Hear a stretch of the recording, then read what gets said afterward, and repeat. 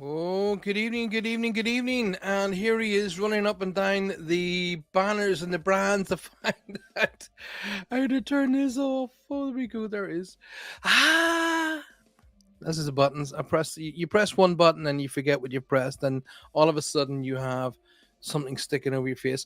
Welcome. Good evening to you all. Let's have a look at who's already in there. We got Puffin and we got Angela and we got Lynn already. And I haven't even finished the intro. Welcome to you all. Lovely to see you here on this Thursday night, Spirit Quest, 16th of March, which means one day to go before St. Patrick's Day. So tomorrow, don't even bother thinking about ringing me, okay? You can message me, you can leave a message, you can leave an audio message. The likelihood of me getting to it, not very high. I'm going to be 100% honest with you. Roger Garza Sr. is in the. He says, "We are here." You notice that? We are here. He always talks about the beautiful Faye. They never go, they very rarely apart. I love that. So Roger and Faye are in the house as well. Angela's here, Lynn is here, and Puffin's here. Lovely to see you. Thanks very much for being here so quickly, so poignantly. So welcome. So tomorrow, St. Patrick's Day. What are you going to be doing?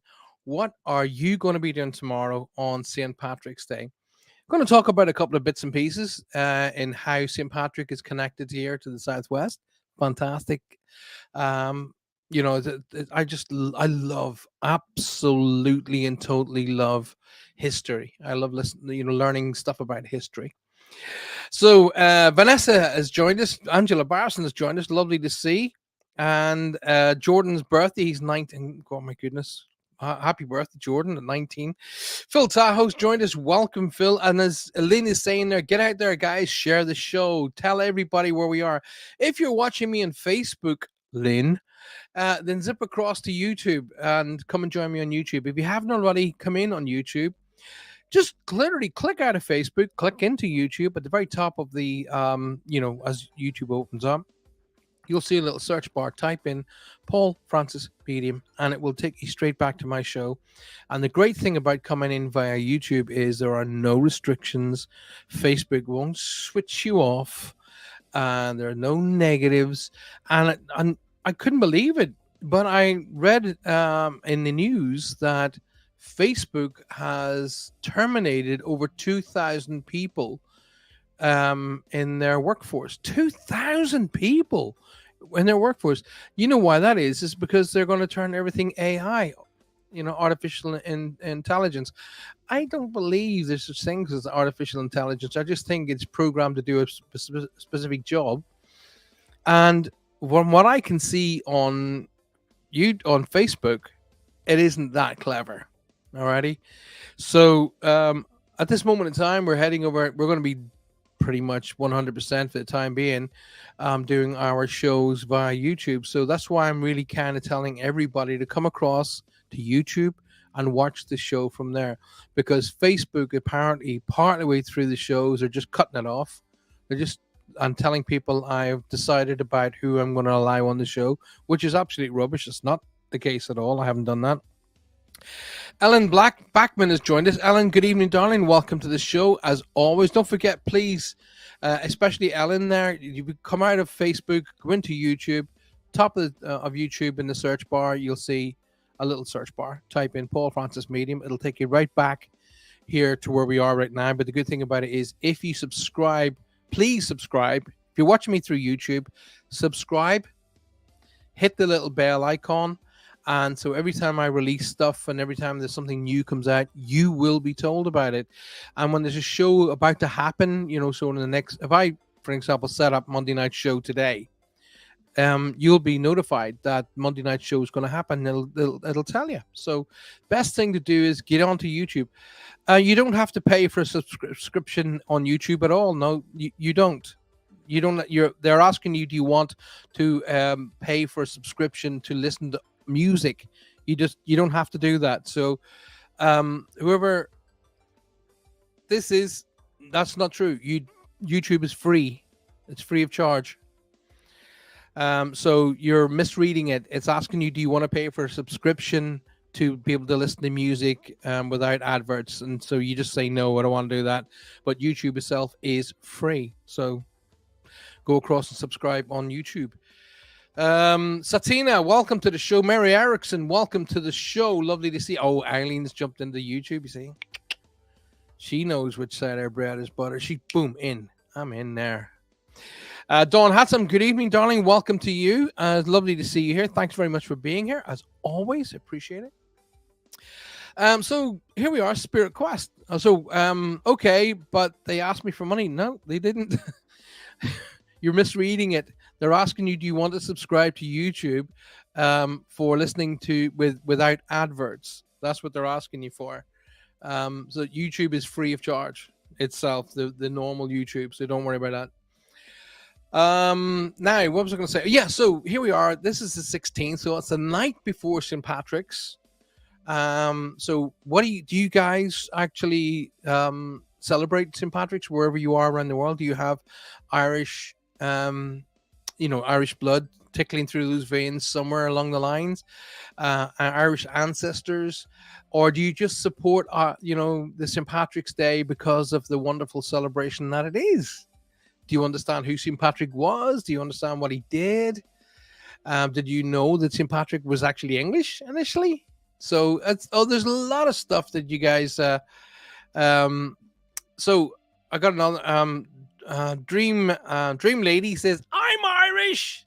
There you go. You see, only the chosen few. Where are we? This lovely person says, "Can you see me?" That's all I can see. Look.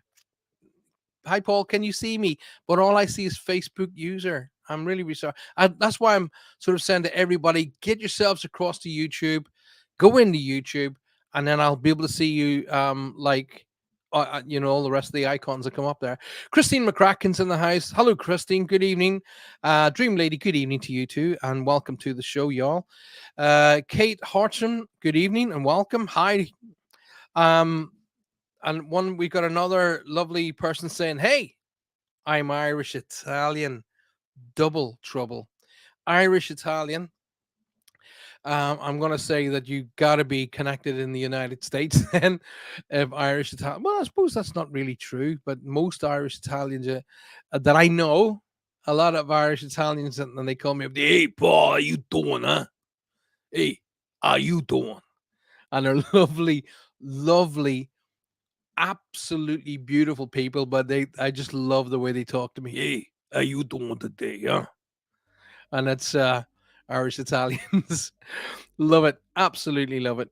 And you can talk to me all day. Faye is in the house. Hello, Faye. Welcome to the show. And I love it when Roger speaks to Faye and he puts on what he thinks is an Irish accent. In fact, you know what I do? I should bring Roger onto the show tonight so you can just listen to his Irish accent.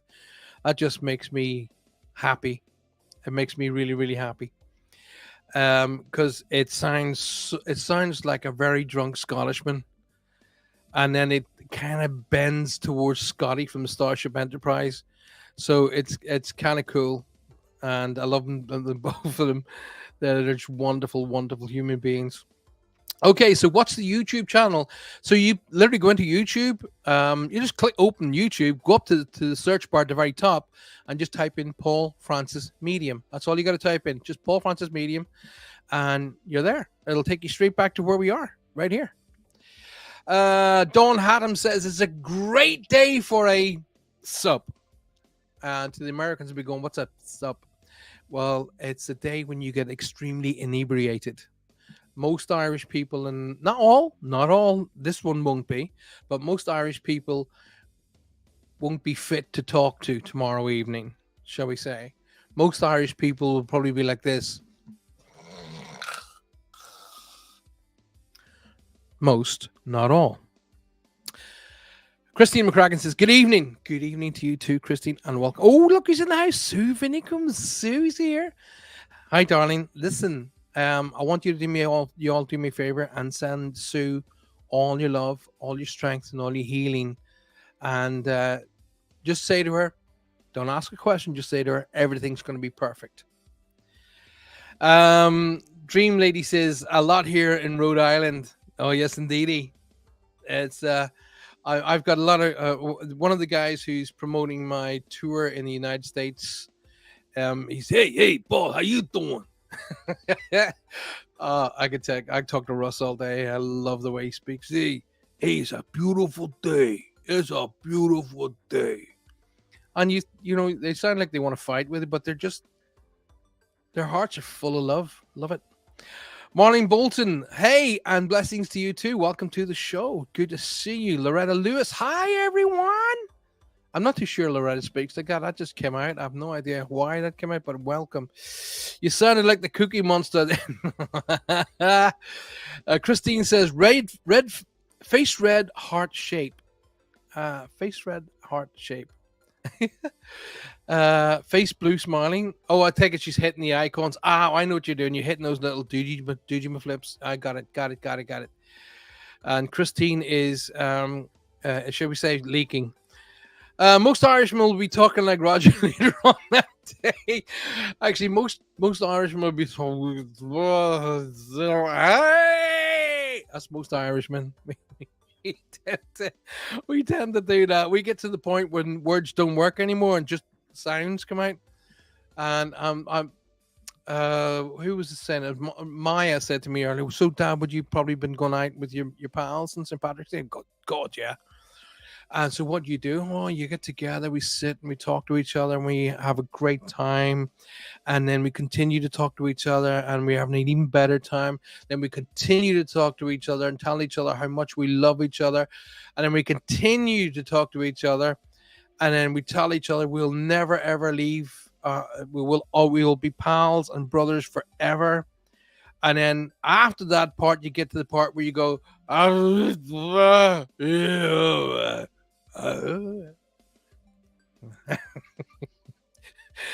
good evening, Maria. Welcome to the show. It is a pleasure to see you. I hope you're feeling a lot better. I didn't want to disturb you when I know you had that fall. I do hope you're feeling a lot better, my darling. Great to see you here. Thank you for being here. Mary sending healing and strength to Sue. Yes, do everybody send healing and strength to our pal Sue tonight, and she's going to be absolutely fine. But you know what? A little bit of extra health and a little bit of extra healing never hurts, does it?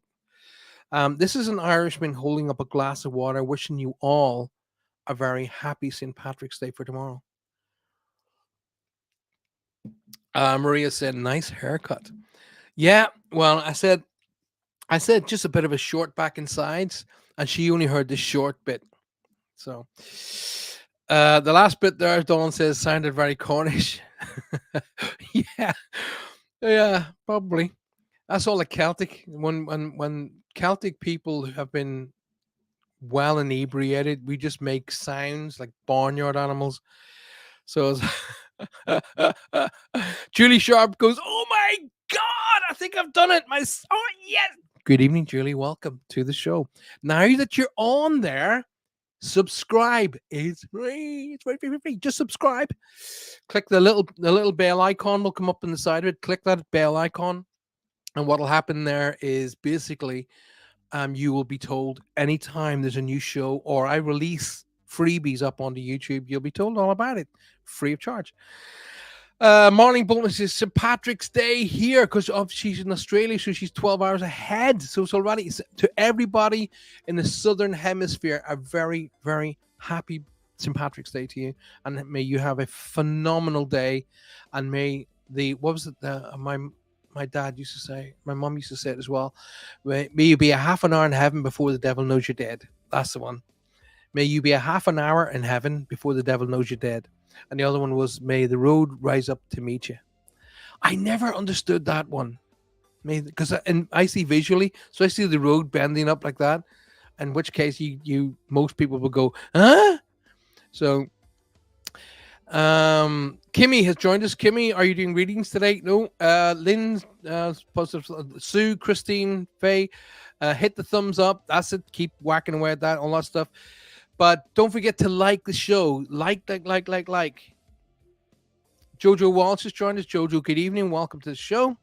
I prefer your hair longer, says Kate. But now that someone else has mentioned your hair, I brave the comment. It's fine. That's absolutely fine. Weirdly enough, I like it a bit.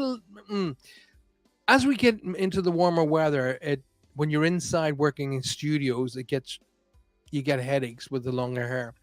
But every now and again, I really like a good tight haircut. Kind of just all the pressure just lifts. So,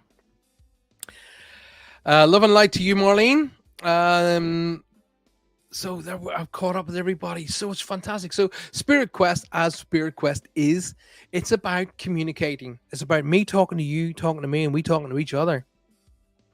So it is so wonderful to see everybody in the room tonight. Your feedback on the show is much appreciated. And listen, constructive criticism is something I'm very, very, very happy to take on board.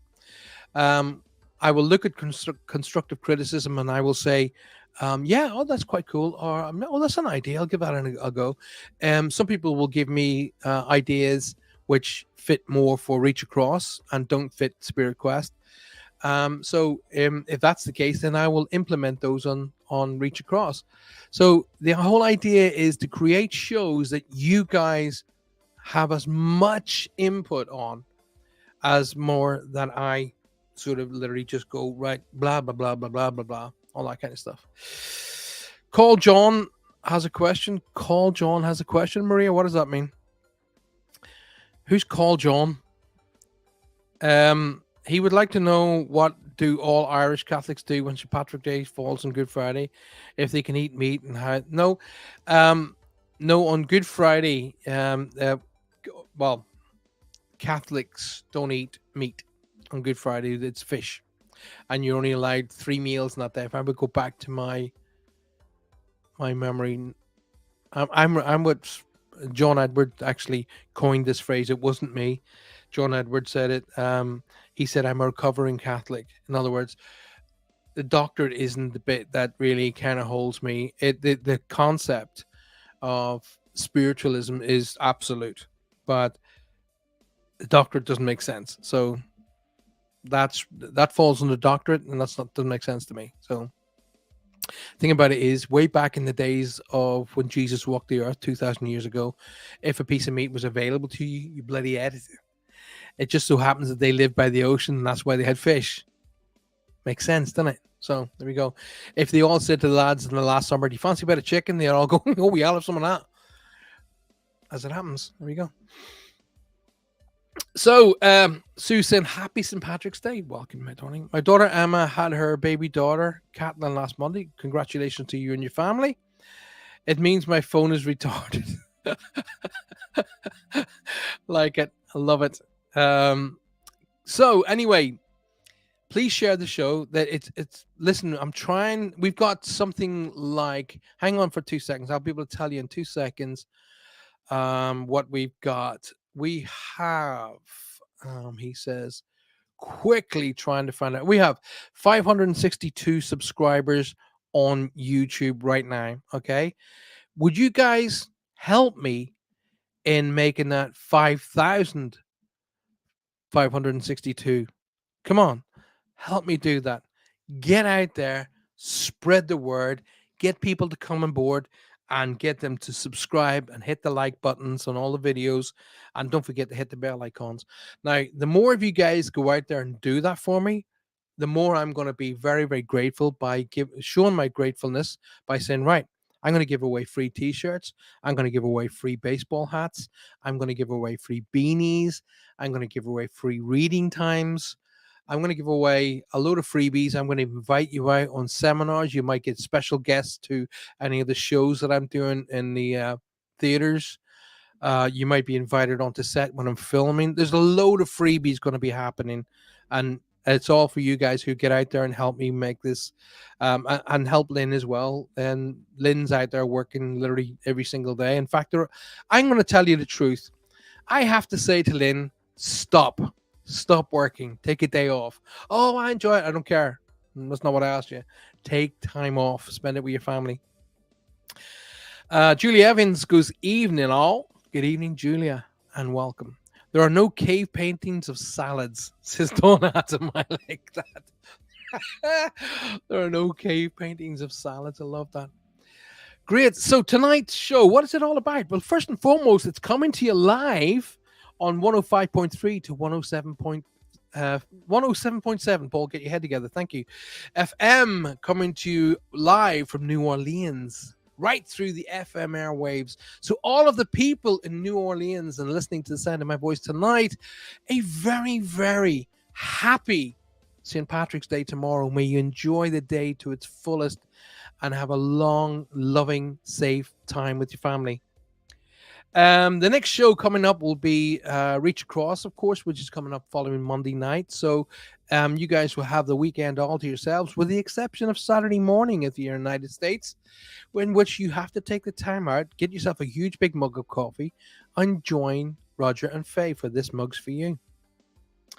Now, Amelia and Michelle will be coming out later on tonight with their show right after this one. In fact, with Outer Limits, or sorry, not Outer Limits, Outer Realms, Outer Realms.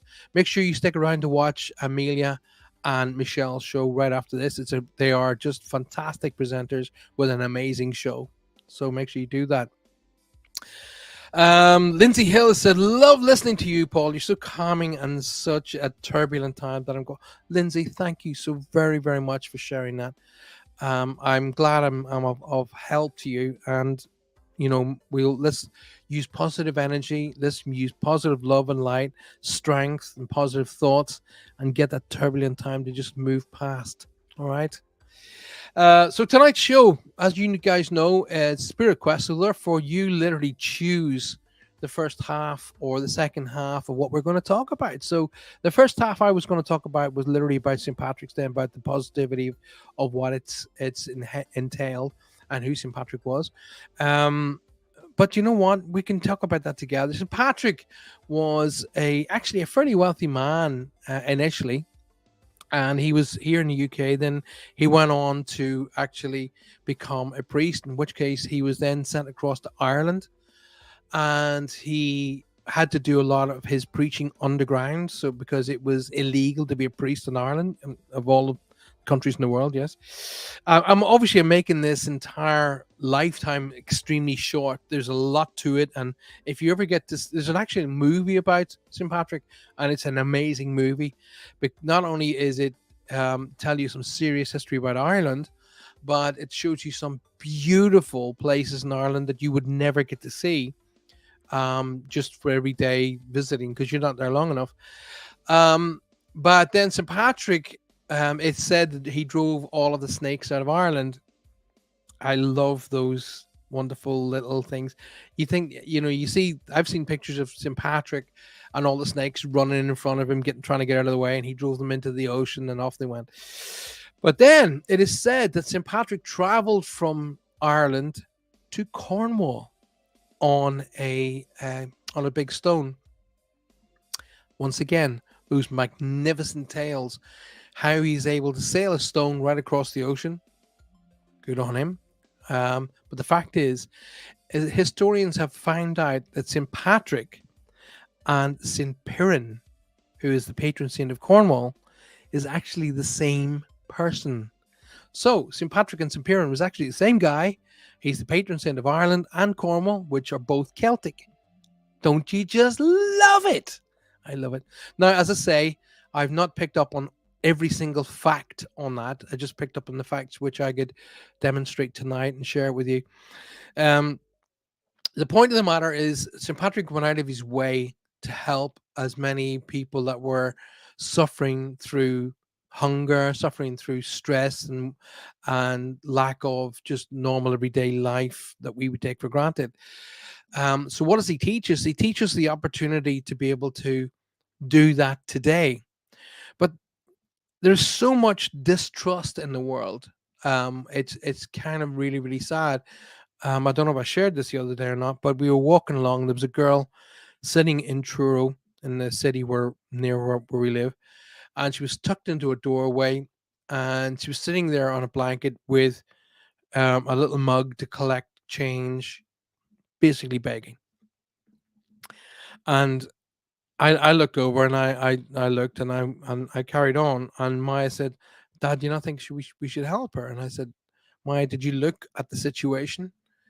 And she says, what do you mean? I said, okay, look over there again and tell me what you see. And she looked over at the girl and she says, that she's hungry. She's not wearing very nice clothes. And so Maya sees, she sees the beauty. She sees the what she wants to see. She wants to see what I'll start that again. She wants to see what she can change, what she can do for the person. And and I said, right, okay. I said, now look again. And this is, she's like looking at me now like I have literally lost my mind. And she's going, what? I said, look again and tell me what you see. And she looked over and she's like, okay, Dad, I don't know what you're talking about. I see the girl sitting over there. She's got the little cup. She's trying to beg. Um, I said, you didn't see it, did you, baby? She goes, no. I said, what has she got in her hand? And she had the latest iPhone. Okay. And I said, some people just cannot be trusted, my darling.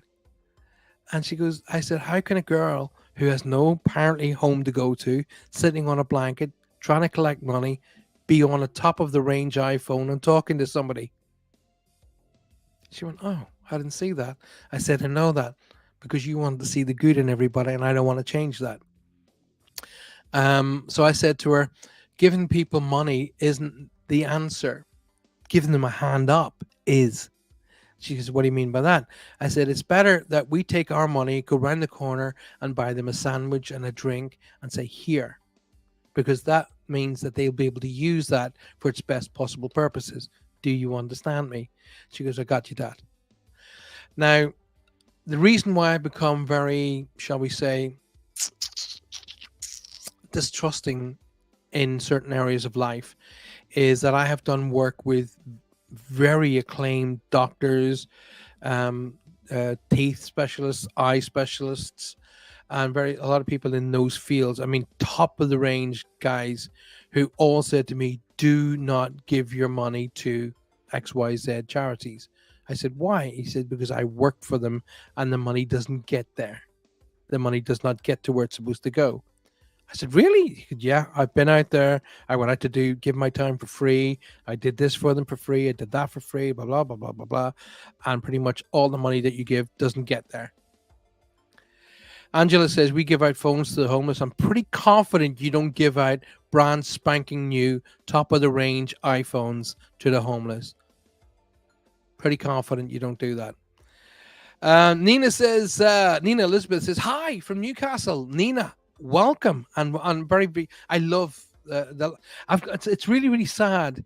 The last time when I see Newcastle, first and foremost, I love Geordies, love them. I can listen to the Geordies talk all day.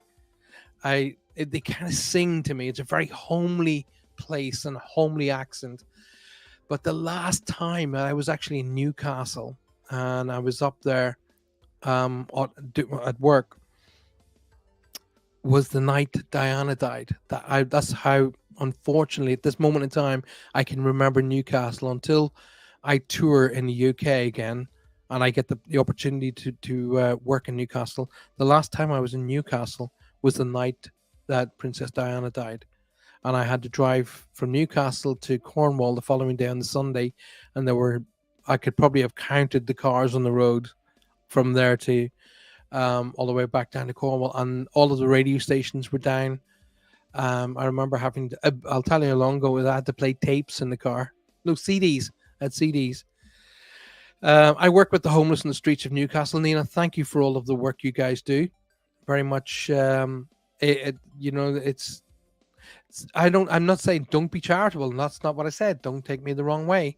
I'm not saying for any second do not be charitable, but be charitable in a way that 100% of what you intend gets to the right place.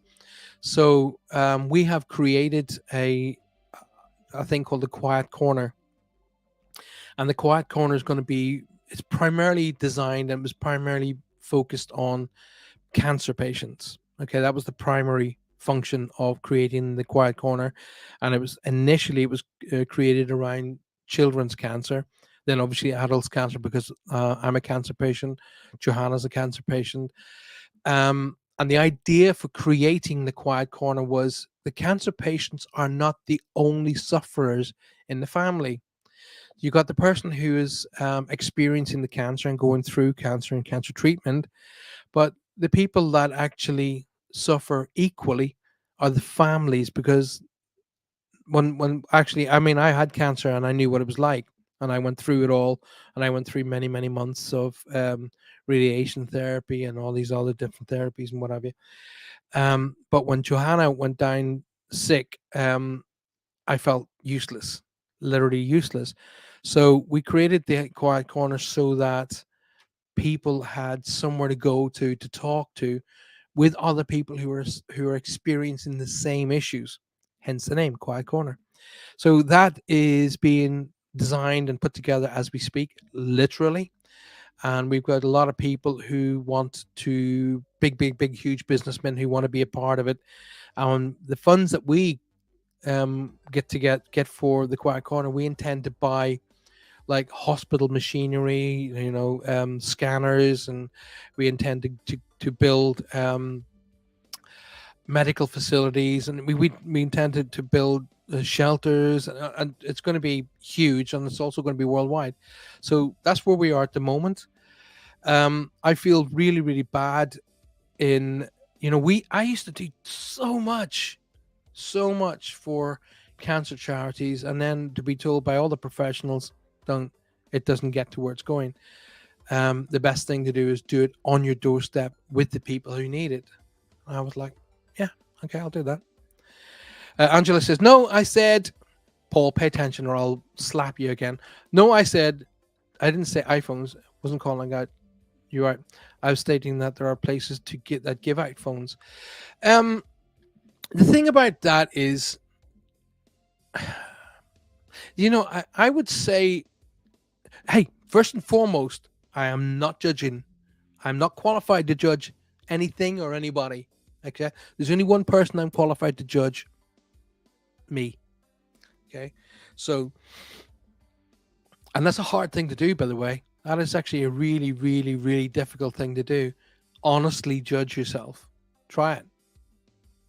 Don't, because what you'll do is you'll sit down and you'll judge yourself on what you think other people think, and that's not what it's about. It's about what you think. Okay, what you think about yourself, and that's where I did that. If you remember, some time back, I did that exercise. All the things you like about yourself, all the things you don't like yourself. That's part of that whole treatment. So, in my personal opinion, Angela, only me, I'm not saying this should be, I'm just saying that if you give someone a phone, they then have to maintain that phone. So they have to put a SIM card in there. They have to spend money on that said SIM card. They have to spend money getting the phone charged, and so on and so forth. I would think it is better to take people off the street. Now, there's no reason why we can't, because there was nobody on the streets during COVID. So there's no reason we can't do this. So we take them off the streets, we train them, or we point them towards self-sufficiency. Now, what I mean by that is, if you go back to the parable, you give a man a fish, you feed him for a day. You teach a man to fish, you feed him for a lifetime. And that's kind of where I go now. So let's go back to taking some of the messages that have already been given. So Angela, I know Angela does a lot for charity, and that's phenomenal. I donate to the Salvation Army. Since I'll just bring it up because it's easier for me to read up here. I donate to the Salvation Army, and they are the only charity in the UK that 100% of the money goes to the people in need. That's correct. That's not the only charity, Lindsay Hill. For an example, I know fact that the Masons, the Freemasons, 100% of the money from the Freemasons go to a multiple of charities. That much I can absolutely assure you on. But it's good that the Salvation Army, they do untold work. I mean, they're so under the radar in what they do, because they're not after being, look at us, aren't we great? They just get on and do it, which is just, my hat's off to them all the time. Caregivers, but I was Dawn says, I always buy a sandwich or give a blanket. That's it. Socks, all stuff like that. Stuff that's tangible and they can use. People can use. I like to just say to them, hey, listen, are you aware that you can earn a really pile of money by doing something like this?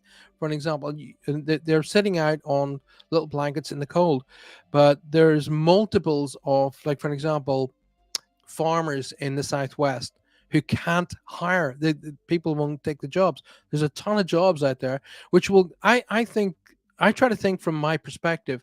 If I was on the street, what would I want to do? I'd want to try and get a restart. Most people that I've ever spoken to just want a chance to get started again. So that's where I would like the quiet corner to try and help people get a start. Okay, what do you want to do? Do you know, I've always wanted to work in a kitchen, right? Let's see if we can get you in as a KP initially and start getting you trained to do certain level of chefing, get you back to college, and let's get you kickstarted. Let's make it happen.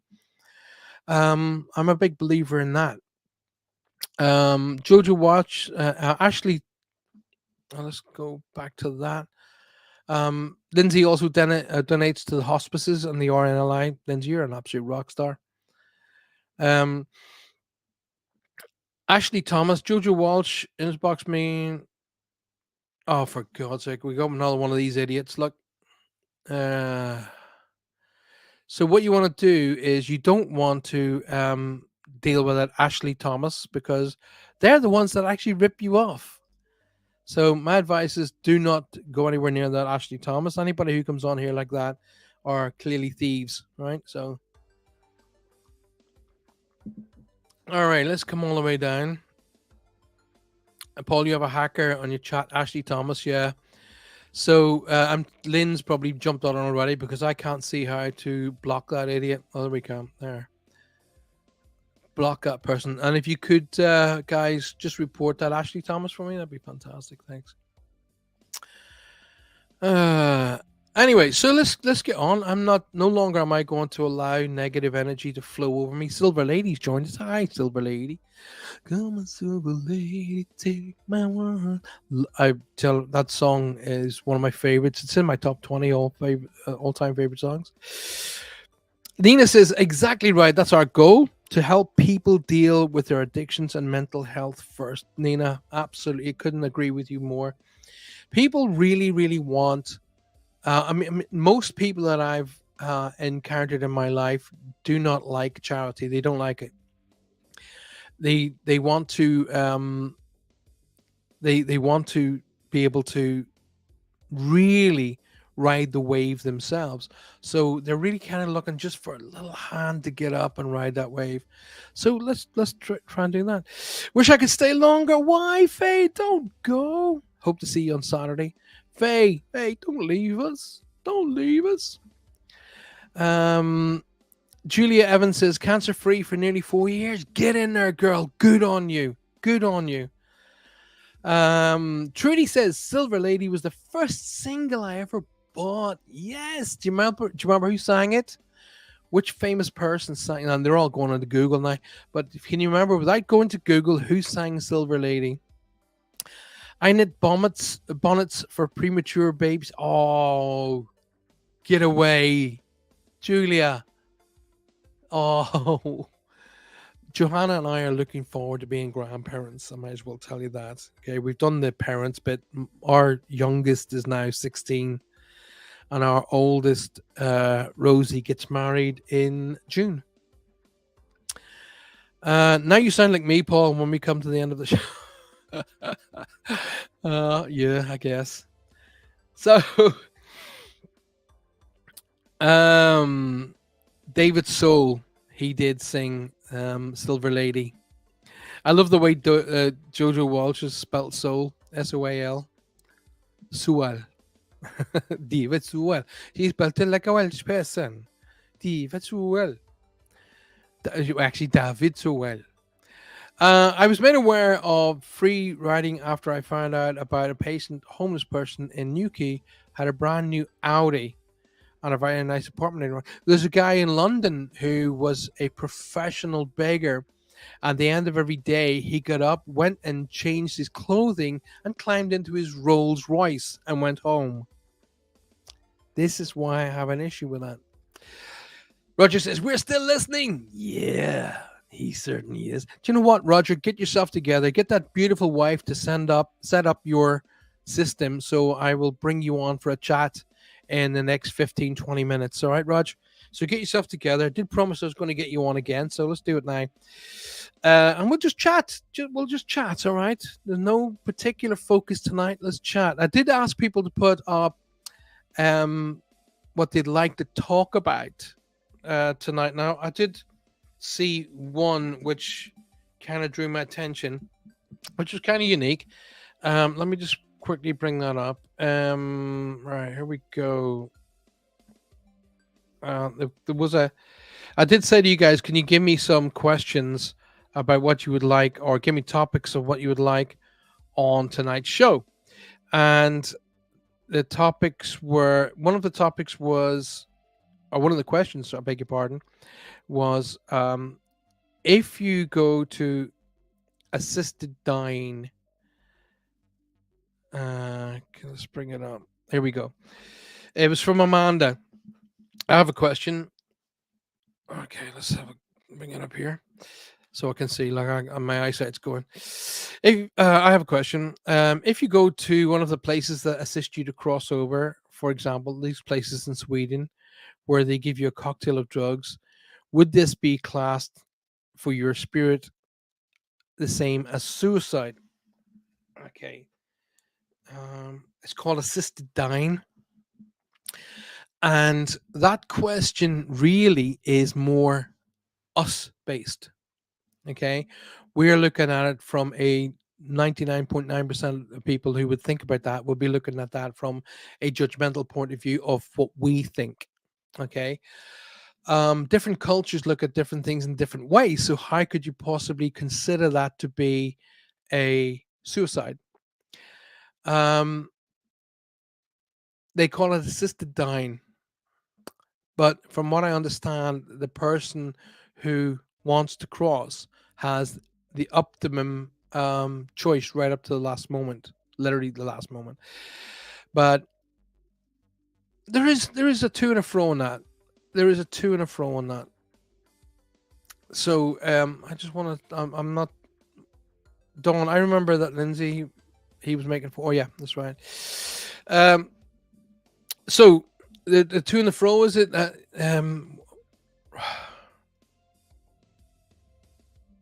See, if I answer that question, I'm giving my perspective, my personal opinion.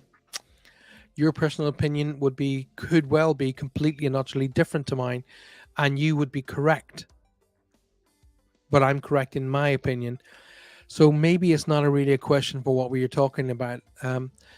That is a question based upon politics, not a question based upon whether or not the soul sees it as a reason to leave this earth. I think it's based upon politics, and that's not what I'm about. Paul, why does the story go that Eve ate the apple, but all men have an Adam's apple stuck in? God knows, Dawn. I have huge issues in believing that in itself, that whole Adam and Eve thing. I think the Adam and Eve concept is based upon an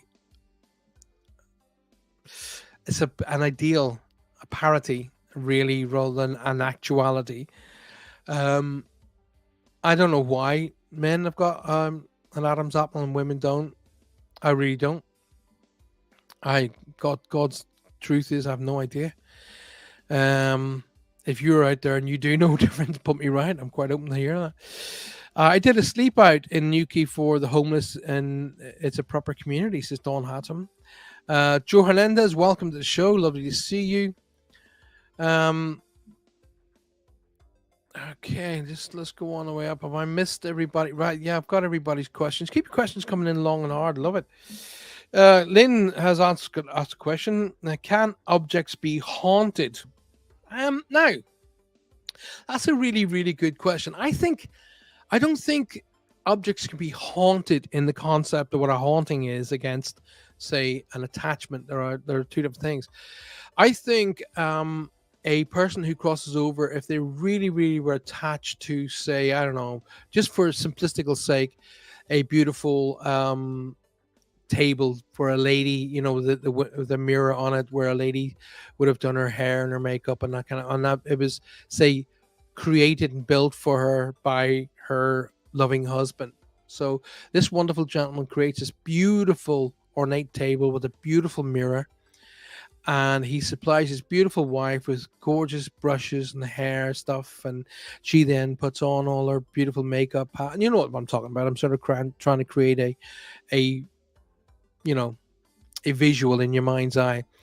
I think because of the love created, then there would be an attachment of energy to that particular table for the love that was created by, but not only that, by the people who then leave the earth, they'd still be have an attachment to it.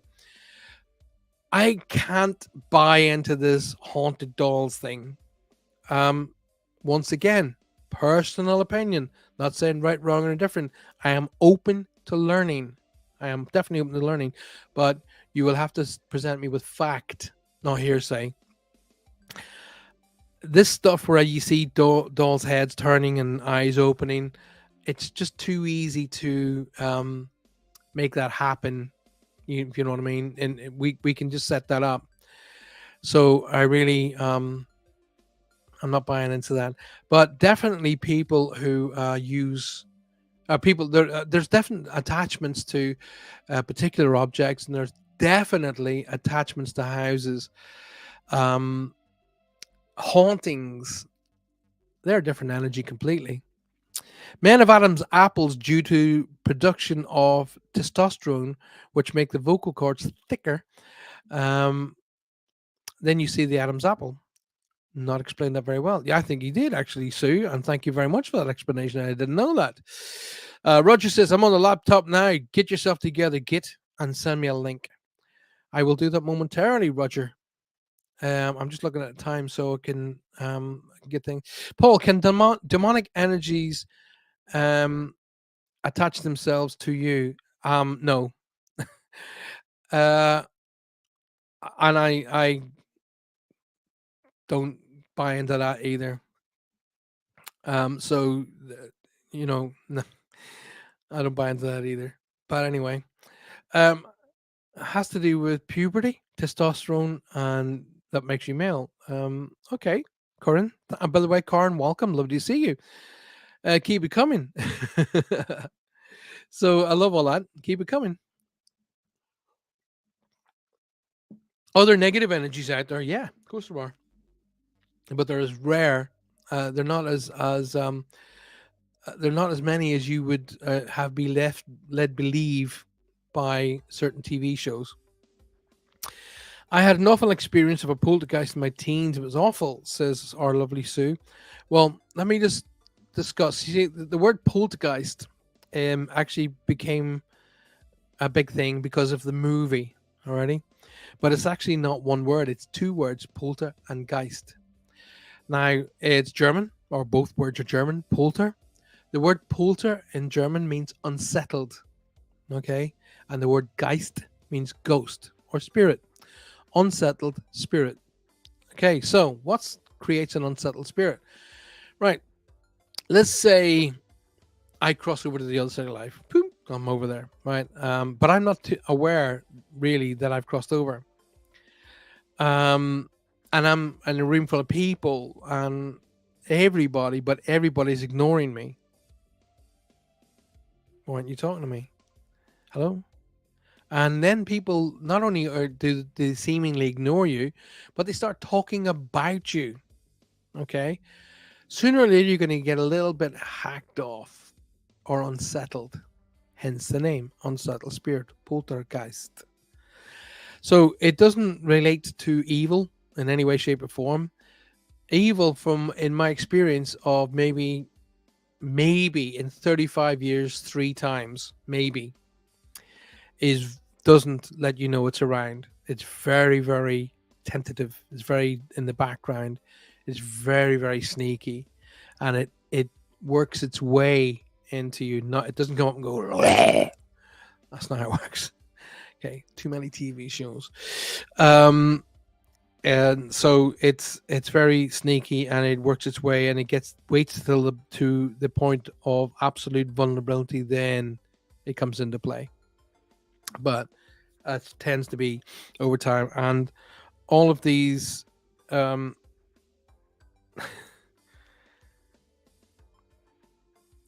okay, I'm not going to go down this route, but the should we say certain mediums that I'd seen in my time who got possessed? Nah. It was my friend's house. Sue Vinicum is telling me. Let's bring Sue up here for darling. Lindsay Hill says, before I read Sue's, Lindsay Hill says, you pulled a card for me last week. I followed my guidance and I found great comfort in it. Thank you very much. Lindsay, you're welcome. The following week, you will hold some importance in my life. Please, could you shed light on what to expect? No, because I'm not doing any reads tonight, Lindsay. It was my friend's house, which was a doctor's surgery. I was sat alone while she ate dinner, and the china was pushed off the shelf, and I was just one of the weird things happened. Yeah, yeah. I've actually in my own office, in some of the older videos that you see, the earlier videos on my YouTube channel, where I was in my old office, stuff used to fly off the shelves. On the odd occasion, stuff would just go whoosh, and if I wasn't really on the ball a few times, it would catch me and scare the living life out of me. But that's a poltergeist. That's just a spirit that's tending to try its best to get your attention. Now, the very fact that it was a doctor's surgery, most people go to a doctor's surgery aren't happy. Okay, they're not happy before they go in. They're definitely not happy when they come out. So it tends to be a lot of energy that's dumped there that's not very pleasant. So that energy after a period of time has to be manifested somewhere, and that you have a tendency to find when you do ghost hunting. Don't ever be sorry, Lindsay. My mum taught me, if you don't ask, you don't get. That's my mum taught me, and I use that every day. So don't ever be sorry. I only do reads on a Monday night, which is Reach Across. Spirit Quest is about the journey of life. So it's about us discussing various parts and bits and pieces to do with our life and how it's made up. So please do not be sorry. My mom said, if you don't ask, you don't get. So ask. Doesn't hurt. Where did I go? So yes, you ran out of the room. I can imagine you did. I bet you were probably blamed on the stuff being pushed over too. So what I want to do was bring in some ideas about what you want to discuss. So Lynn says you had a load of orbs in your studios as well. Oh, yeah, when there's lots of there was lots of proper orbs filmed in that studio. There's also footage of a spirit being filmed as well. Alison Lowry. Hi, Paul. Hi, Alison. Wanted to thank you for a great comfort you gave me this week. You have no idea what difference you made. Alison, it's an absolute pleasure. And thank you for being here. And thank you for coming in to tell us that. I really appreciate that. Thank you so much. What do you guys say that we go and invite our pal Roger? You think that's a good idea, or should we just let him practice his Irish accent? Do you think that's you think we should just let Roger practice his Irish accent? I can't even speak now. Where is he? I'm actually just looking for Roger, and that's why I might look a bit dumb here. And where I can't find Roger at the moment. Kidulke, Roger Pokey. I don't know where our Roger is. If I just go in to a different profile and find, I'm just literally trying to find Roger, guys. Keep the questions coming, by the way. I really could do with the questions are something I absolutely love. So keep the questions coming. Okay. And remember, when you ask a question, you it's an opportunity to teach most people. Okay, even in very much inclusive of me. There's Roger Garza Sr. right there. Here he is. Gotcha. Right, Roger. Roger the Dodger. There you go. link gone over to Roger, so I'll come back on. I got a fly flying around there. No, no, no, says Lynn. I don't know what that means. What's no, no, no mean? You had orbs in your studio too, whether you were on or off camera. Oh, little, see those little flies are little fruit flies. They can come along and come up on camera as that look like orbs as well. But so it is actually at the beginning. It's difficult to decipher what is an orb and what isn't. So, but after a while, when you figure out, you understand how orbs work. Orbs will change direction and speed, and whereas dust will go the only direction it's motivated to go. In other words, it'll go where the initial wind has pushed it, and it won't change direction and won't change speed. Guess who is in the house? This Irish guy here. Look at that, it's chatting away. Yeah. There you are. X up there. This one? Yeah. And then You can tell that Faye's the actual the brains Yeah, behind the that duo there. Like Faye's the brains, isn't she? Right. You How can. you doing? Hey, how you doing, huh? So, can you see me? Can you hear me, Faye? Can you hear me? Can you hear him? No, you can't hear him. No. I got the headphones on. That's what you didn't tell her. I said that she's clearly the She's brains the of brains, he said. it's a lot of pressure. It's a lot of pressure. I can imagine it is. So Hear I'm just it. I'm gonna learn my headset so I can bring you up so I can hear you. Roger the Dodger, it's good to see you, buddy. Good to see you too, my friend. How's things? Let me come in first off by saying, hello, hello, hello. What in God's name was that?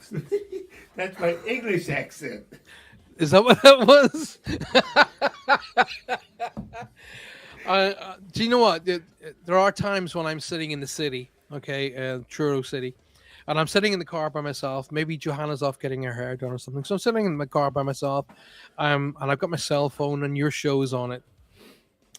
And then people walking past will just hear me laugh out loud like that. And they look at me to say, what's he laughing at? And it's because you'll have done an accent and I'll be laughing and the car will rock from side to side because I'm laughing so hard. It's your Irish accent is the one that makes me laugh the most, though. That's what you got to tell people. It's my bloody friend that thinks he's got an accent.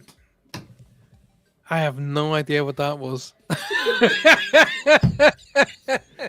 Oh, Lord. Oh my goodness! The only one that you could get very very close to is Scottish. You get very close to Scottish accent, and if you use the words "I can't give it any more, Captain," you'd be right in there.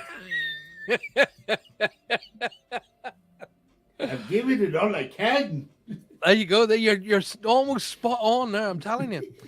Everybody's putting in the chat room. No accents, please, Roger. No accents. Okay. Mary All right. Erickson went to White Castle for a snack, and she was so White Castle. There's a place in London called White Castle, and they speak very posh, like that. Oh, hello. Actually, my daughter Maya, we don't know why, because she was born in Cornwall and she was brought up in Cornwall, but she speaks like this here. Hello, Daddy. She is very well spoken. And she really hates it when I take the mickey out of her. But she can do my accent really well, which you can't, Roger. Well, aside from all of that, what's new? Well, I tell you what's new is your amazing office. I'm very jealous of your office, in fact, to be 100% honest with you. Really? Yeah. No, I saw it when you did that walkthrough with you. You got that lovely, beautiful lady on reception, and then you walked through, and this is my conference room, and this is my office. Oh yeah, rub it in, right? Why don't Yeah, you, but Roger? we got it all together now. We're still putting up banners and whatnot, but everything else is in its place. It looked fantastic at the beginning before you put anything up. It looked really, really cool. It's a little spot on there. What? Oh, Faye's back. Faye is back. Thank God. Anyway, Roger, Dawn Hatton. Dawn actually lives in Truro, which is a city, and she's saying, "Can you see what? Can you see what's in the chat room? Can you see it at all?" I can now. Just above Faye, where Faye says, "I'm back." Dawn Haddam has said, "Roger, say." Roger say, all right. Go on, I'd love to hear this. All right, my awesome sea of duckly. No. I don't know what that. Oh Lord. Oh, sweet Lord. How about if That I do Spanish? well, that's actually Cornish. That is a Cornish dialect where there. That means, all right, my handsome, see directly. Right? All right, my handsome, see directly. So, all right, my handsome means hello, how are you? See directly. See directly means I'll see you in a little while. Okay. The Cornish have a concept which is called directly, and exactly how Dawn has spelt it, directly, and it Then means the if you bring English your car into like a garage and the engineer says, "Oh, I'll do it directly," that means it'll get done sometime that month, that not month. not that day, that month. They'll get round to it. Oh, I'll do it directly. That means they'll get round to it whenever. Okay, that's what Wow. that means. So directly is something that I could not understand when I came to this country first. They all do it directly, and I was like, what does that mean?" And the other thing is they have times of the day here called crib time, crib as in a baby's crib, and And I was she's like, what the hell are we doing with a crib? And a crib time means break. Here, what? here, it's crib time. And I remember hearing it for the first time. What are we going to get a baby's crib? What's that all about? So but there's some amazing things that the Cornish do that, and you can understand why they live longer because they just let things go. They don't care. They just let it all go. Lindsay Hill. Now this is funny. Lindsay Hill says, "Top of the morning to you, Paul." Do you know what? In my entire life, I've never had an Irish person say it to me. It is a very well known Irish saying, "top of the morning," but I've never heard anybody say it to me. What about top of the day? Top of the day, top of the morning, top of the morning to you. Go on then. Try and get a bit of a little Gina. bit of a back accent there going, and then you tighten up your tongue and you speak like this here, right? Go on, go on, go on. That's an Look, Irish accent. look what Gina says. Gina says, "Well, well, well. Look at these two." Yes, Gina. Gina, it is lovely to see you. I hope the Fox Den is going well. Still haven't had my invitation, by the way. Just as a bit of a hint. You've had him on, but you've had him the other way, that way. You've had him on, but you haven't had me. What's going on? We He's were been on, Paul. If you remember, we both were on. not at the same time. Yeah, We we should be were on the at. same time. That was a while back. Yes. That'd be amazing having us two in there. That'd be just mind blowing. Um, John Macon says, "Hi, Paul. Hope you're well." John, it's fantastic to see you. Thank you for being here. It's how I do my Irish accent since Lindsay Hill. I'd love to hear it. Um, Corin says, "I would have thought crib as in cards." Oh, yeah, cribbage. No, crib means break time. And crib time is usually around about 10:30, 11 in the morning. Yeah, ask me, Gina. I will say yes. You can be assured of that. Now, where was I saw something else. Somebody was asking. Oh yeah, Alison said, "Any plans for St. Patrick's Day?" Well, I think I'm going to cook an Irish stew. Do you know that was the very first legal term, Roger? Irish stew. Yeah, What I does it arrest you mean? in the name of the law. Huh? I arrest you in the name of the law. Irish stew in the name of Oh the law. yeah. Yeah. Boom. So you're gonna try that one now, aren't you? no, We're all northern East proper Cornish, eh? Here, proper John. I tell you what, you gotta when we bring you across over to for when you and Faye come over for a little break, I'm going to introduce you to a Cornish pasty. what's Okay. that? Oh, hey, it is an entire meal. Now, a proper Cornish pasty is an entire meal. Okay, so one part of it's like imagine a big pizza folded over in half. Okay, so you got a straight line and then a curve. You got me? Yep. Right. So a Cornish pasty is pastry that's been folded over and then it's sectioned off. In one section you have meat, potatoes, vegetables, and even gravy. And then in the other section you'll have a dessert. And that's in one meal. Wow. It's called a Cornish pasty. Now here's the thing, it cannot be a Cornish pasty if it's not made in Cornwall. It can only be called a pasty. And they are, if you get a proper Cornish pasty, Roger, I would say you probably have a job to finish it. And they were designed, they were like little lunch pails, as the Americans would call a lunch pail, but it's an edible lunch pail. And they took them down into the mines when they were mining for copper and for whatever they were mining for here in Cornwall. Anybody hungry yet? Dieta, says Trudy, which, if I remember correctly, I could be wrong. Trudy, tell me the English. Does that mean good evening or good day? Dieta is Cornish, and if you look at that, it looks very Welsh. It looks It's Celtic, obviously. Cornish pasties are lush. I'll make you a proper uh, Cornish pasta, hanger Cornish pasties. Dawn, I'm going to take you up on that, and what we're going to do is I'm going to eat it during one of the shows. Okay. Sue Vinicum says pasty followed by a cream tea. Oh yeah, a cream. Well, that's if he's got room for a cream tea. Now here's the thing. There's a big. You have Cornwall and you have Devon, then Somerset. Okay, the whole bottom of the UK.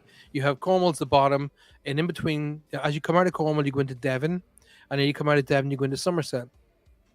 And cream teas are shared between Cornwall and Devon. But they have huge arguments about which way to serve the cream tea. And a cream tea do you guys know what a scone is? You guys know what it's, and the closest thing to a scone in America may be referred to as a biscuit. Okay. Similar. So they split these things in half and they serve them with strawberry jam or raspberry jam and fresh cream. Alrighty. Oh. But the big argument is which goes on first. Is it the cream or the jam? Or is it the jam then the cream? And that's It the all argument goes in here. between. What difference does it make? Well, no, you'd be surprised. And you'd be surprised Really? how they take that to heart over here. You'd be surprised, I'm telling you. Wow, says Faye. I want me. I'll tell you what, Faye. Have a look at the Faye. You're it's well within your skills to make a Cornish pasty. Have a look at how to make it online. It's really not massively difficult to do. Everybody's laughing. Saffron cake in Rodders, foreign everywhere else. Rodders is a company over here that make a lot of pastries and things. What is a scone? Scone. Well, actually, scone or scone initiated in Scotland, so your lovely wife should know about that. What is it? We have scones, says Gina. Gina knows what a scone is. Jam first is done in a big dollop of Rodders.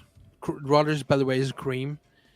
Clotted cream first, says Trudy. So they see Don't Trudy's forget the Cornish, turnip. and Dawn's going very Devonish. Devonish goes jam first, then cream, and the Cornish go cream first, then jam. So it's I see. Argument already started here. This is what it's like over here. Don't forget turnip, says Trudy. Trudy has a wonderful Cornish accent, actually. Trudy's got a real right, Uri?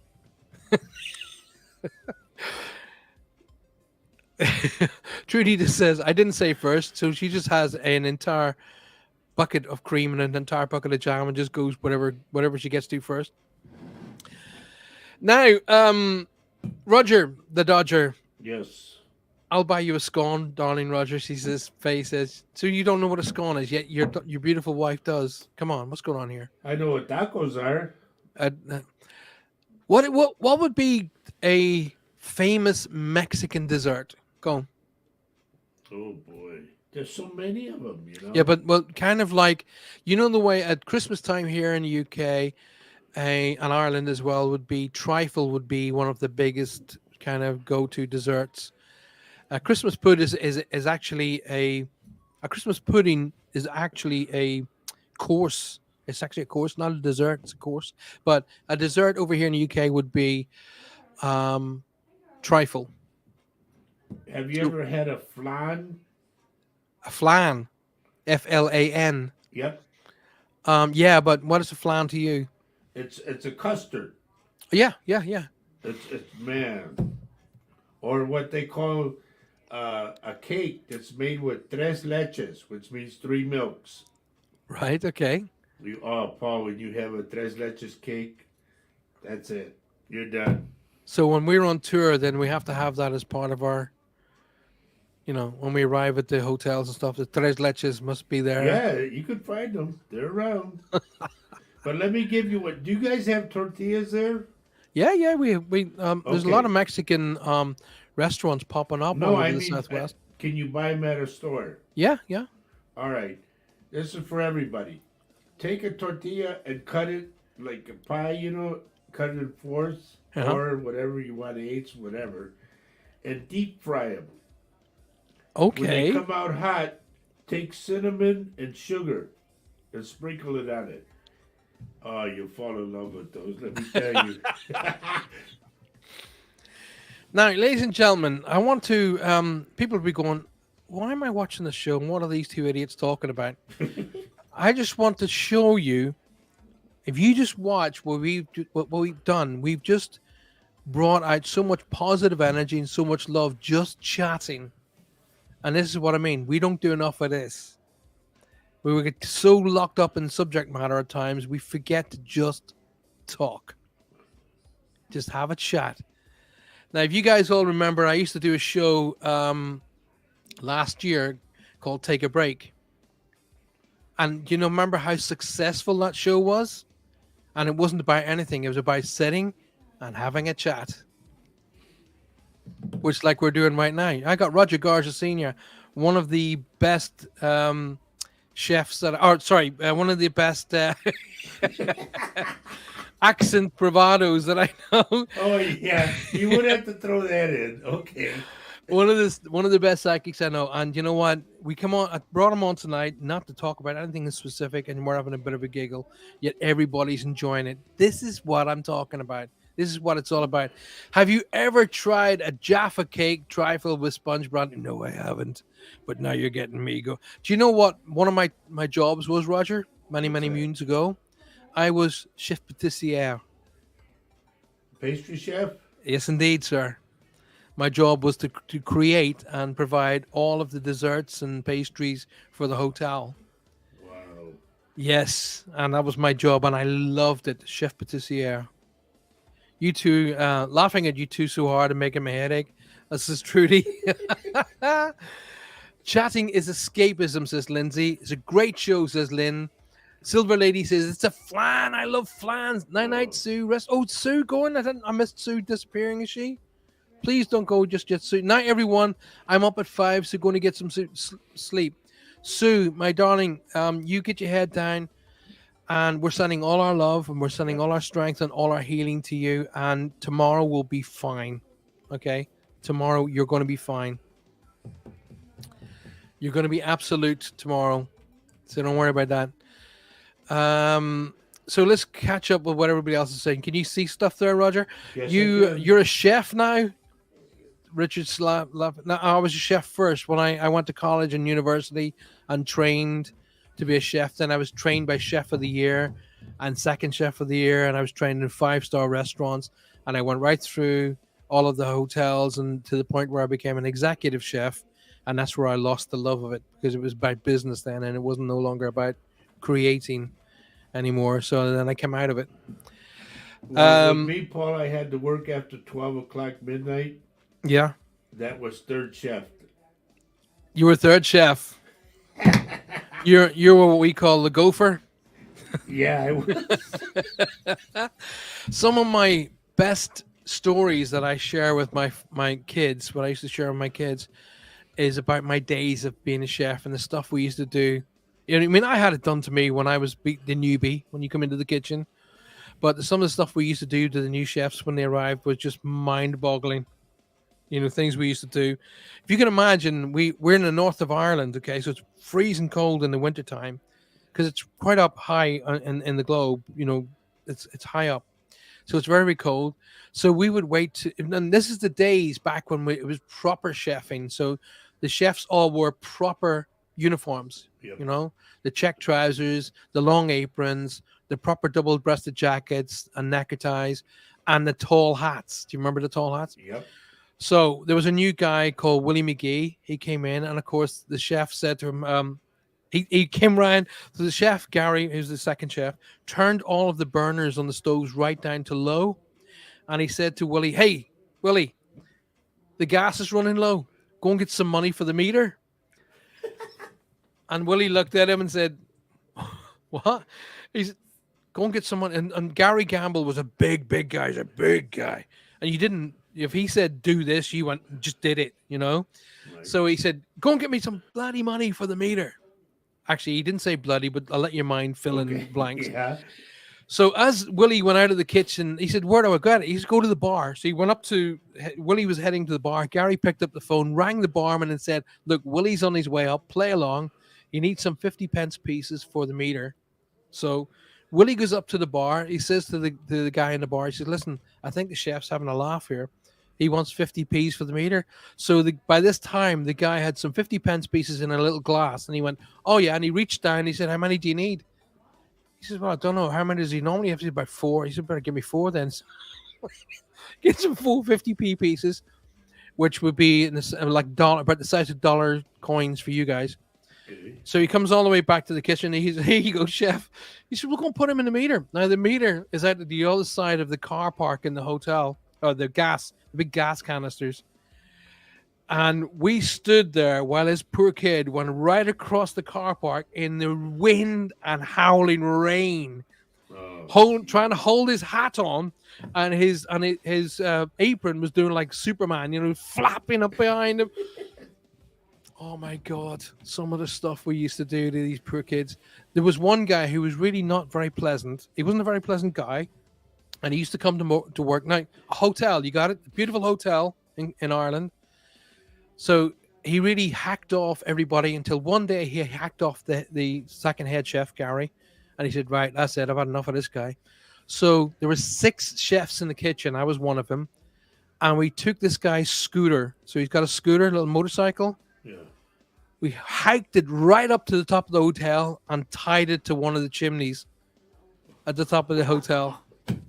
And when he came out, after about 2 hours of him searching for it, we told him where it was. And funnily enough, he decided to leave the hotel that following week. But there we go. Yeah. Some of the stuff we used to do to make everybody happy, that's what it was all about. It wasn't to make anybody sad. It was to make people happy and enjoy life.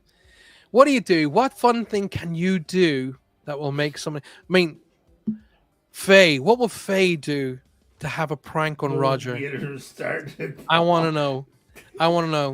Okay. Let me give you one a long time ago. Yeah, go for it. When I Go. was in my early 20s, I think.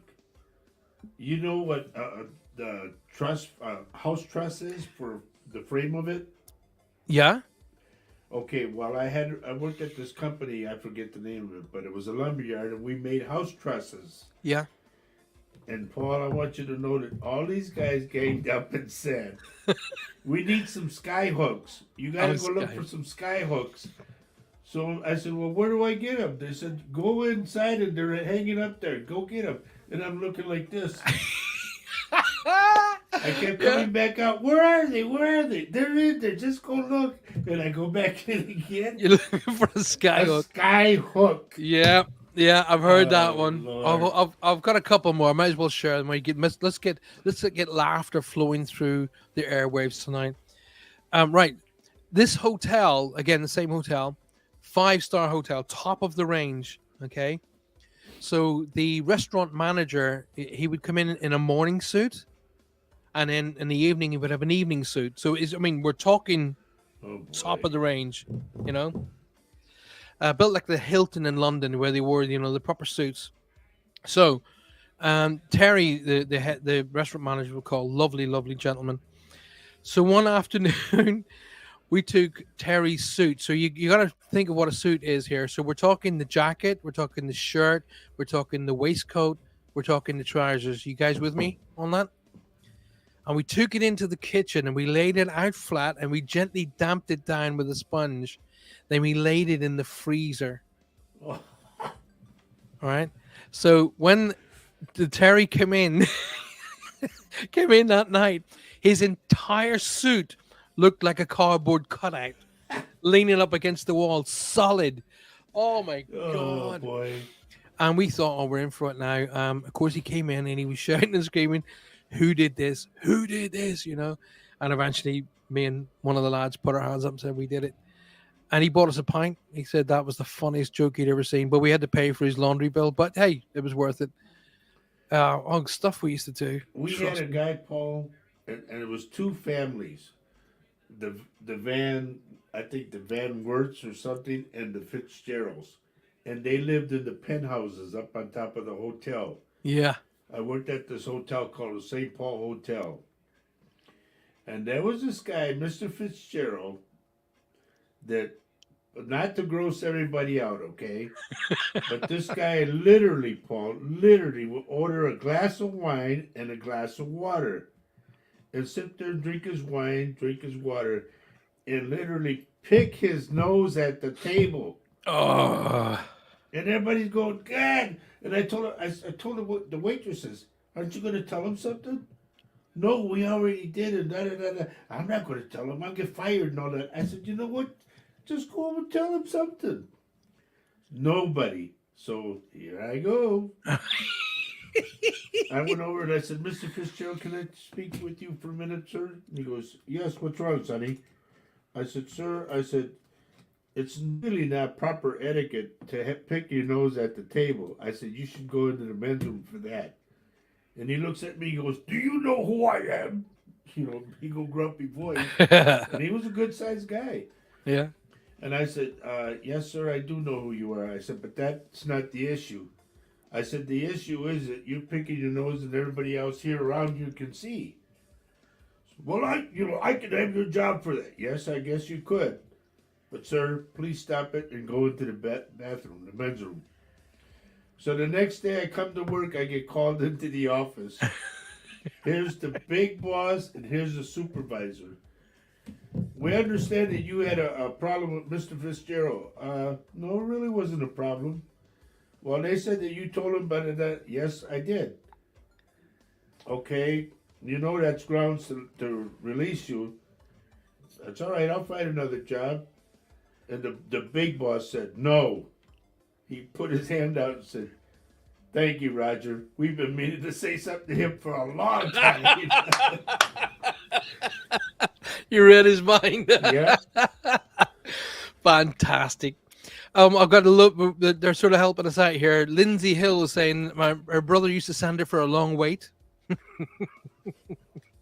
That's a bit like your skyhook, a long wait. And the brother stood there for nearly an hour waiting for it. Dawn says, I used to put my practice head for hairdressing in the fridge, scared the crap out of her husband every time he opened the door. That's funny. Oh my goodness. Richard says, my school buddy in art class took red paint, 3 drops on my head and took red paint and dropped 3 drops on my head in the supply area. And I had red hair back then, so that's all gone now. So he dropped red paint on top of his head. Just want to tell you all, if you're listening to us tonight, we're having a bit of a giggle because it's St. Patrick's Day tomorrow. So we're trying not to be too serious. Come and join us on all the great things that made you happy, make you laugh. Come and share them with us. What made you laugh? What brings you back to that moment that gave you that fantastic energy? You're listening to us tonight on 105.3, right up to 107.7 FM, coming to you live from the very beautiful New Orleans, which isn't too far from Roger, by the way. He ain't too far. Even though I talk like this here, he's not too far from Hey, my American accent is better than your Scottish. So, Oh, okay. Blimey. oh, definitely better than your English. So, Oh, Roger, Lord. how can people come and have good old private one-to-ones with you in your brand new office? How can that happen?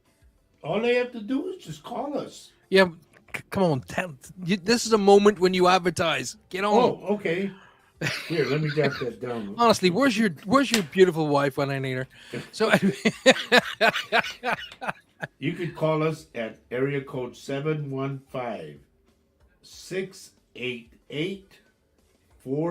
715-688-4091. there you go. I got And a you can good actually. Swedish joke, Paul. Okay, got a Swedish joke? Yep. Go ahead. This the first Swede goes up to a construction site and he goes, now this is a Mexican doing a Swede, so see if you like this one. Excuse me, sir. I'd like to see if I could get a job here. And the guy goes, well, what do you do? Well, by golly, I happen to be a pantyhose inspector. Oh, no, no, no, we can't use you. So the guy goes. Second guy comes in. Excuse me, sir. He says, I'd like to see if I could get a job here. He goes, well, what do you do? He goes, I'm a diesel fitter. He goes, a diesel fitter? Yes. He says, grab a hard hat and go see Joe over there and get to work. So the guy goes to work. The third guy comes along. Excuse me, sir. I'd like to see if I could get a job here. He goes, well, what do you do? Well, I happen to be a pantyhose inspector. He goes, no, not one of you guys again. He goes, no, I'm sorry, I can't use you. He goes, well, begging your pardon, sir, but you hired our friend Oli over there. He goes, yeah, your friend Oli said he's a diesel fitter. He goes, yeah, that's correct. He says the pantyhose comes down the line, and I hold it up. I said, what do you think, Oli? And Oli says, yeah, diesel fitter. That's actually good. I would actually put that into my good category. Thank you, That sir. is actually good. I can't believe how good that was. Oh my goodness. We got somebody called Shay Taro. The name alone should just tell you. That's the name alone. My advice is that you guys report this Shay Taro, or as I like to call him, Rip Off Merchant, and to Facebook. Why do they bother? I don't know on why they bother, because all they're going to do is they're going to get to the point where Facebook is going very, very AI, which is artificial intelligence. And what's going to happen is there's an AI program being written to actually bring these people straight to fraudulent departments, and they're just going to be done. So sooner the better, I say. Jackie Noon says, have a great St. Patrick's Day and watch out for snakes. Yeah.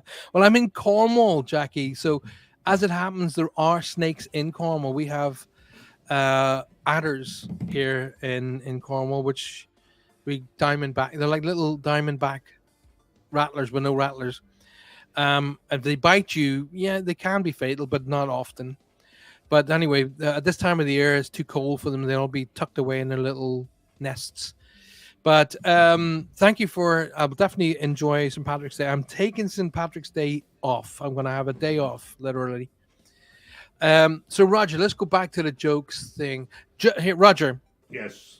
what do you call a deaf man with his little finger missing of his right hand? Wow, I don't know.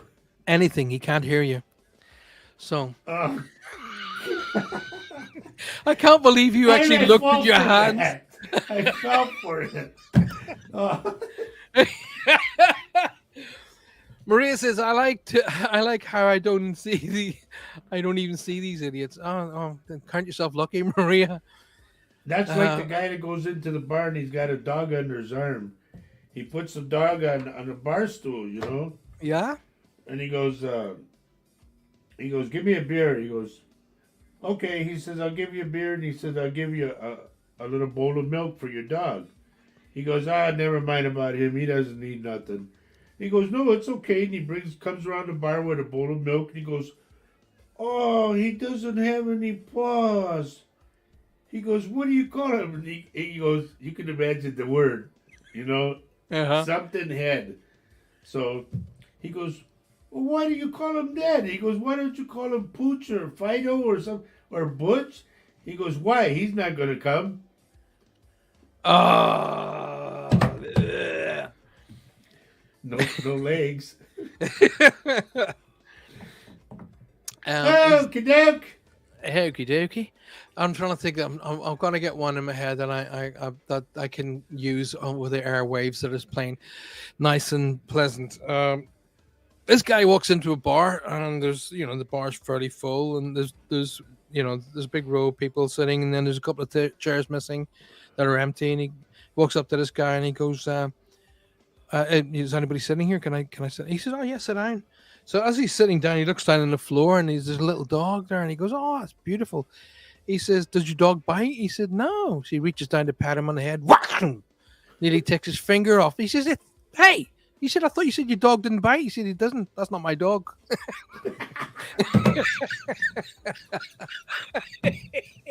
Oh, Lord. Oh my goodness. Everybody's laughing. This is what it's all about. Do you remember the night we just did nothing and told jokes? Do you remember that night? Everybody's going to go, "Oh God, yeah, that was a good night." This is what I say. Return this to is what makes you beautiful. happy. These are the moments we're giving you that you can use when you're having a bad day. You close your eyes, you think of the night. Roger and I sat here telling jokes and Faye telling you off. So, What else is new? which makes me happy. So, Thanks, Paul. Oh, Lord. oh my goodness. So, what have you got planned for Saturday morning, Roger? Honestly, we just spontaneously go into it because of the fact that one of our viewers calls it Silly Saturday Yeah. because we get goofy, and we Yeah. get people from all over the world. And one thing I've noticed, Paul, that when you do your shows, and you're exactly like mine in the sense that you go, somebody comes on, "Hi, this is so and so. Do you see anything for me, or do you got anything for me?" Yeah. And it's like, you just got here. Well, I don't it's- even got it's your not- energy. It's not the fact is, oh, anything for me. Is there anything for me? That annoys me into the point that if you haven't even got it within your heart or your mind to ask a proper question, why would you even possibly think to expect a request? Right. We got another There's tarot another Gloria tarot here. card. A tarot she's about as tarot as my cat. Does your cat bite? No, I don't even have a cat. So Oh, Lord. so all these people, see, the people who jump into shows like this, these are the true rip-off merchants, the liars, the thieves, and the cheats. They're the real ones. But you know what, guys around the world, somebody said to me 2 weeks ago, "Paul, can I have a word?" And I said, "Absolutely. What can I do for you?" They went, "No, it's what can I do for you?" I said, "Oh, okay. What can I do for you?" They went, when they come, people come on your show and they jump in, they try and do it. I said, "Yeah." They went, "Why do you get upset?" And I said, "Well, because I've done a lot of work to get to where I am. I've taken years and years and years and years of work to get to where I am." And these guys are jumping in. They went, "Everybody knows they're not real. So why are you getting upset?" And then all my teachings came back to me in like a torrent of flood. I'm giving them my time. If I'm getting angry, I'm giving them my time. So what I do now, as soon as they turn up like that, I literally go over, click on delete, and click on block, and I let all our wonderful viewers just go on. I mean, Lynn's she's my little guard dog. She's constantly guarding. She's my bouncer. She's my bodyguard. So she'll be straight in there and she'll report them to Facebook. And so I just relax. I love what she posted about you and I, about hackers coming on. Yeah. Oh yeah. So beautiful. She's in there. She's like, "You guys are gonna, you will not mess with Paul and Roger. That's not gonna happen." Joe Hernandez says, "I'm new to your program, but y'all are silly men." Joe, first of all, thank you. No, 99% of the time we're silly, but the odd 1% of the time, we do bring a lot of love and a lot of understanding and a lot of openness to people. And my job is to, I'm going to say what I do, Roger, and then I want you follow up with your concept. The reason why I turned to become a medium was I wanted to stop people worrying about death. That's what I want. That's what I. My whole focus was, if I can get people to stop worrying about death, then they'll get on with living. That's my concept. It's not how good am I to be able to bring through reads from people who've crossed over. That's not what it's about. The point is, if they're talking to me and I give you a message, that proves they're fine. That proves they're good. They're in a good place. So get on with making this life something special. I agree with that 100%. That's why I became a medium. And I became an extra large. That was a my terrible. my After that reason. last joke you told, which was good, that was it. Just Thank you, sir. go ahead, Roger. What were you going to say? The reason I became a medium is because of the mere fact that there are people that need just that last thing, you know. Well, I Yeah, didn't get to tell them, or I didn't get to, you know, and you yeah. just give them that last thing that they needed, and their life is at ease. Then. It's very true. That last thing is when I always say to people, the reason why you're letting that hurt you is you're carrying guilt. You've got a guilt complex based upon not being able to settle, Right. and that's why I say that that's at the end of every show, no matter which show I do, you always hear me. In fact, you even said it yourself a few times. Is communicate, appreciate, and validate. So communicate, appreciate, and validate everyone in your life. So a medium never has to do it for you. So that's the whole reason why I say that. And it doesn't matter how long you've fallen out. It doesn't matter why you fell out. That's just politics, rubbish, or as the Americans call trash. Um, it doesn't matter. The fact of the matter is, don't don't finish your life off with a concept based on guilt. Guilt is a no-win scenario. Right. Um, if if one of us makes the other feel guilty, do we really win? We don't, because the other person they feel guilt, and then that usually comes back. So guilt is a no-win negative energy that you just don't need in your life. So eliminate guilt from your life. All my family won't use guilt against me because then they'll try to say me, oh, don't. And I'll go, oh, I'm sorry. Are you trying to make me feel guilty? And they'll go, oh God. I But go, "No." realistically speaking, if you go through your life with this thing on your back, you Yeah, know, you're never going to succeed in anything. It's going no. to hold you back all the time. And a big thing that I keep saying to people: situations of the past have no relevance to the future. Yep. If you didn't get a chance to settle a problem with a loved one before they crossed over, it doesn't matter. Well, it's like I tell people, I say, look, you know what? On your time, if you want to talk to them, talk to them. Yes, Ask for 100%. forgiveness. Tell them you're sorry, everything. But get it done. Sit there. I mean, people will say, I can only do that when I'm sitting by the graveside. Fine, that's fine. That's no problem. Do that. Go to the graveside, sit there, and get it all off your chest, and then let it go. But you can equally do the same thing by sitting in your living room, just sitting in your chair, maybe Yeah. hold a picture of them, close your eyes, and talk to them. Guess what? They love it when you do that. You You know, I'll sit let you there in on and something, Paul. This is gospel truth. sure, yeah, For 15 years, I didn't talk to my son. We had a falling out. I mean, a physical falling out. okay, And I felt bad because I didn't get to tell him I loved him and all. And I said, no, I'll talk to him on my time. And I have been talking to him. You know, he died of COVID and all that, and that wasn't because of me. And I don't know what happened, but it happened.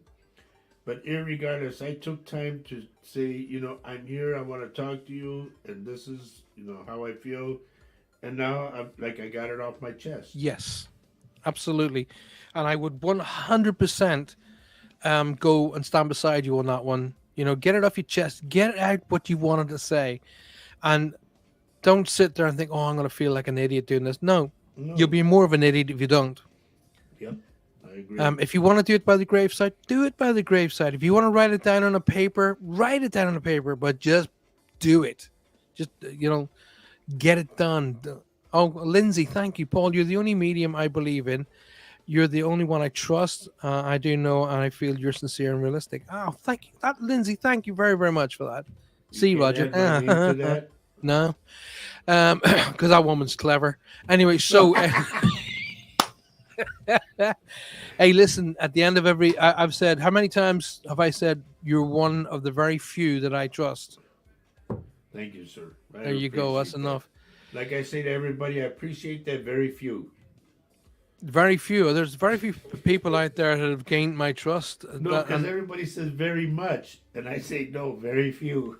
Yeah, I mean, I heard of a medium, and I use that in a very, very loose sense, who physically whacked a lady, and jumps from one woman to another, to another, to another. And if you can't find love, that's you're not going. Nobody's going to point a finger at you and judge you. That's neither here nor there. But when you're treating people badly and in physically abuse, don't ever add the word psychic medium to your name, because I will bring you down. You do not represent us in any way, shape, or form. Okay, I gotta go, Paul. And listen, I'm not talking about Faye beating you up. That's different. Anyway, so, but I really don't. I'm very anti-politics for a start. I'm not into any of that rubbish. But we're here on this earth. We have an opportunity to not only live and love, but we have an opportunity to teach and lead. All of us, everybody has an opportunity to live, love, teach, and lead. And you should always put any of those four aspects into play at least once a day. Okay? If you haven't got anything to learn, which just basically doesn't exist, then love. And if you have an ability to love, you've got an ability to lead other people to that love. And if you ever get ability to lead people to love, your teaching. So take any one of those opportunities, bring them all together, and create a situation where you're throwing a positive pebble into the pond and let the ripples go out. Very well put. And I was just talking about that this morning. I said when you touch water, it has the ripple effect. Yeah. And I said, and that's what we do with our shows, because it'll spread. The spreads a ripple. I mean, little tiny things. If I'm driving along in my car and somebody is, I've got a safe, I'm in a safe position where I can let someone pull out in front of me. Do you ever see their faces when they do that? It's like, oh, wow, thank you. And you're welcome. What am I losing? A second of time? But they're gaining. They're going to go ahead and go. They're going to arrive at maybe their job on time, but they're going to do something for somebody else. All because I just let them pull out in front of me. Something that. And very often I'll stop if I see kids at the side of the road and they're trying to get across, I will stop and hold up the traffic and get those kids across safe, and they're home safe. Yep. That's little tiny things. You know what? A jigsaw puzzle, be it a 10-piece, 20-piece, 50-piece, 100-piece, 5,000-piece, is all made up of little individual things. Okay? And if you're somebody who has an opportunity to put those little pieces together, sooner or later you're going to create a magnificent picture. At the end, yes. It'll all be there. Boom. It's all there. Would you believe we've arrived at the end of the show? Would you believe you and I have been talking for 45 minutes? Sorry, folks.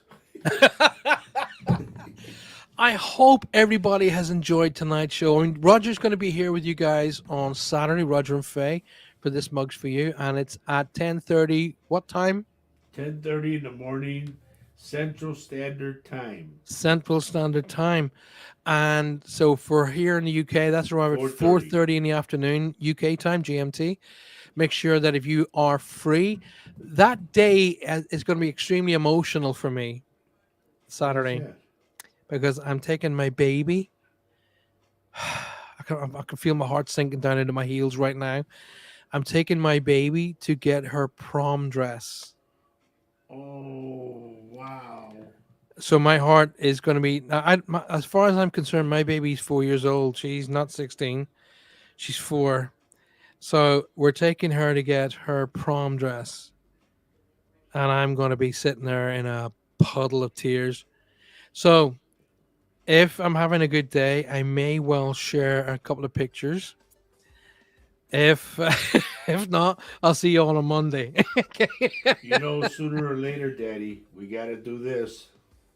No, I can't. Even my oldest, who is a pediatric nurse, I still can't let go. And she's getting married this year. So Oh, I got to give her away as well. That's twice as too much. Lindsay Hill says, I love tonight's show. Pure fun, escapism, and I've smiled from ear to ear. Well, do you know what? Thank you. That's yes. been just thank you. Um, brings so much peace, offloading guilt, says Dawn. Absolutely couldn't put it. That's perfect. I can put on here what I seen last night. Yeah, if you want to, Richard. Yeah, but we're nearly at the end anyway. Faye says, I'm married to Roger. See, there is a hell. So I'm only joking. That was a terrible joke. Yes, that Um, was. Faye saying, I didn't have a chance to say goodbye either of my parents, but just recently I wrote to them both in my journal, thanking them for my good life and for all they taught me. Faye, perfect. Thank you for sharing that. Thank you very much for sharing that. That's going out to possibly 5 million people who's going to give that a go. Good on you. Well done. Thank you for sharing that. Good luck for Saturday, says Faye. See, Faye sees it from my point of view. Roger sees it from. So,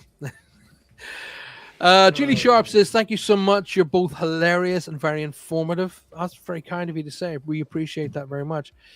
Your kids still come back to you when they know they're loved, just because they have their hands out and saying, Daddy, please, can I have? Yeah, when they Only, run out of money. yeah, and the mine's come back to me and say, hey, Daddy, please, can I have a Porsche? But, You know, I answer the telephone this way, Paul. Whenever any of my kids call, the first thing I do is I don't say hello. I just go, I how don't have any much? money. Yeah. And usually my answer is going, if they come in with a cake for me or pastry or a cup of coffee and go, all right, how much? So, or have you hit the car? That's usually the one. uh, Ladies and gentlemen of the world, it is an absolute, total, and utter honor to have my dear friend and brother, Roger Garza Sr., here with me tonight. Um, I had an idea that we were going to sit and talk about stuff, but you know what? It's been perfect tonight. Yep. It's been a perfect start to the weekend.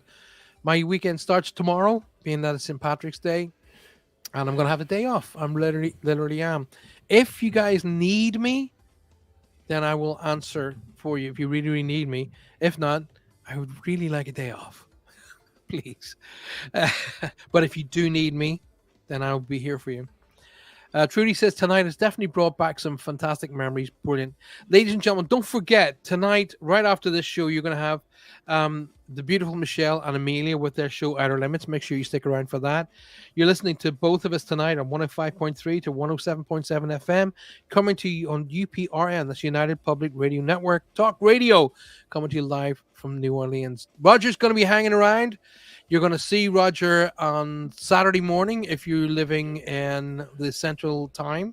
If you're living in our time, you're going to see Roger around 4:30, and then I see you guys all at 8 p.m. GMT. That's around about 3 p.m. Eastern on Monday. Have a fantastic weekend. This mug's for you. Life is love, and love is life. Don't forget to communicate, appreciate, and validate everybody in your life. So a medium never has to do it for you. Until I see you again, good night, God bless, stay safe, look out for each other, and just take some time out for yourself every single day. Doesn't hurt. Good night, God bless.